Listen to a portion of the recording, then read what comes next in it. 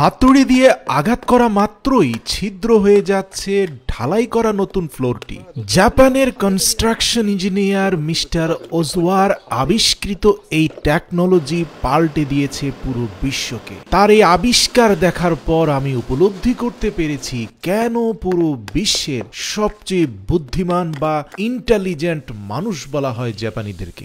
জেনে অবাক হবেন, খুব সম্প্রতি দুবাই শহর ডুবে গিয়েছিল শুধুমাত্র এই প্রযুক্তি না থাকার কারণে। বিশ্বের আরো বেশ কয়েকটি শহর বন্যার পানিতে প্রতি বছর ডুবে যায়, কিন্তু মিস্টার ওজোয়ার 2024 সালে আবিষ্কৃত এই প্রসেস ফলো করলে এখন থেকে আর কোনো শহর ভারী বৃষ্টিপাতে ডুবে যাবে না। আমি একটা বিষয় সবসময় দেখেছি, পৃথিবীতে যত সংকট বা সমস্যা তৈরি হয় সেগুলো সমাধানের জন্য সবচেয়ে বেশি বুদ্ধিদীপ্ত ভূমিকা পালন করে জাপানিজ ইঞ্জিনিয়াররা। এই যে ডটকনের প্লাস্টিকের প্যানেলগুলো দেখতে পাচ্ছেন স্ক্রিনে, যেগুলো আরসিসির নিচে ব্যবহার করা হচ্ছে, মানে রড সিমেন্ট কনক্রিট দিয়ে যে ঢালাইটা হবে, সেখানে কিন্তু আমরা এই প্লাস্টিকের প্যানেল ইতিপূর্বে কোথাও দেখিনি, আমাদের দেশেও আমরা দেখিনি। তাহলে এগুলো কেন বসিয়ে দেওয়া হয়েছে? একটু ভালো করে প্যানেলগুলোর দিকে লক্ষ্য করলে দেখতে পারবেন প্যানেলের একটা মুখ উপরের দিকে উঠে আছে, যেটা ঢালাইয়ের পরে হাতুড়ি দিয়ে আঘাত করা মাত্র ছিদ্র হয়ে যাবে। কিন্তু প্রত্যেকটা ছিদ্রের সাথে অপর ছিদ্র পর্যন্ত নিচ দিয়ে একটা ড্রেনেজ লাইন আছে। এই প্যানেলগুলো বসিয়ে দিয়ে তার উপরে পাথরের ঢালাই দিয়ে ঢালাই করে ফেললে সেই ঢালাইয়ের স্ট্রেংথ এক বিন্দুও কম হবে না। ভালো করে দেখুন, মধ্যখানের স্কোয়ার শেপের ভিতরে পর্যাপ্ত ঢালাই ঢুকে যাবে, এমনকি কানেক্টিং প্যানেলের উপরেও অন্তত আরো 2.5 থেকে 3 ইঞ্চি ঢালাই রডকে ঢেকে দেবে। একে তো আপনার ঢালাই খরচ কমে যাচ্ছে, কনক্রিট এবং সিমেন্টের খরচ বেঁচে যাচ্ছে।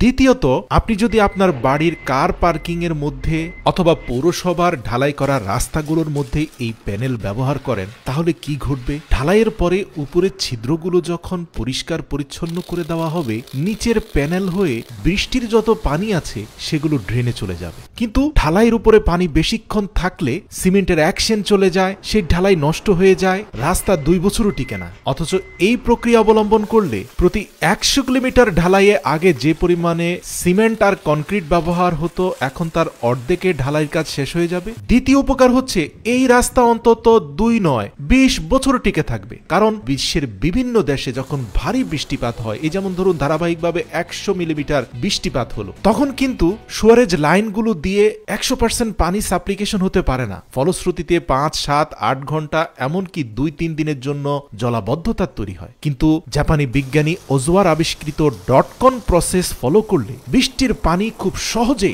বিল্ট ইন ডটকন প্যানেল হয়ে ড্রেনে চলে যাবে। এটা এত চমৎকার এবং নিখুঁতভাবে ডিজাইন করা হয়েছে যে এই ছিদ্র দিয়ে কোনো ময়লা আবর্জনা আটকালেও সেটা খুব সহজে হাত দিয়ে পরিষ্কার করে ফেলা যায়। তাছাড়া আপনি যদি আপনার বাড়ির গ্যারেজে এই প্রক্রিয়া ঢালাই দেন, তাহলে গ্যারেজে নিয়মিত গাড়ি ধুলেও সেই পানি গ্যারেজের ফ্লোরের কোনো ক্ষতি করতে পারবে না, কারণ পানি এত দ্রুত পাস হয়ে যাবে যা বলার বাইরে। হাঁটা চলার জন্য এই ছিদ্রগুলো যদি আপনার কাছে বাড়তি ঝামেলা মনে হয়, চাইলে পাথর দিয়ে ছিদ্রগুলোকে ভরাট করে দিতে পারেন, তাহলে পাথরের ফাঁক দিয়ে পানি চলে যাবে ঠিক, কিন্তু পাথরের উপর দিয়ে আপনি দিব্যি সুন্দরে হাঁটতে পারবেন, আর জিনিসটা দেখতেও খুব অ্যাস্থেটিক লাগবে। তো মিস্টার ওজোয়া নিজ হাতে দেখিয়ে দিয়েছেন ডটকন প্যানেলের উপরে তার কনক্রিটের ঢালাইয়ের একেবারে প্র্যাকটিক্যাল কাজটা। আপনারা দেখতে পাচ্ছেন ঢালাইগুলো ঢালার পরে অনেকটা আমাদের দেশীয় ট্রেডিশনাল স্টাইলে হ্যান্ড ডিভাইসগুলো দিয়ে ঢালাইকে খুব চমৎকারভাবে ফিনিশিং দেওয়া হচ্ছে। ব্যবহার করা হচ্ছে ভাইব্রেটর, স্ম্যাশার, ফিনিশার, সব কিছু দিয়ে পারফেক্টলি পুরো ঢালাইয়ের কাজ শেষ করার পরে 2 থেকে 3 দিন পরে হাতুড়ি দিয়ে একটু প্রেস করা মাত্রই ছিদ্রগুলো পরিষ্কার হয়ে গেছে।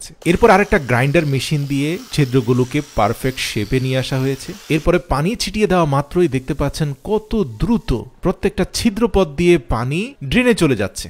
প্রিয় দর্শক, ভিডিওর শেষ মিস্টার ওজোয়াকে দেখুন, কতটা সাদাসিধা একজন মানুষ।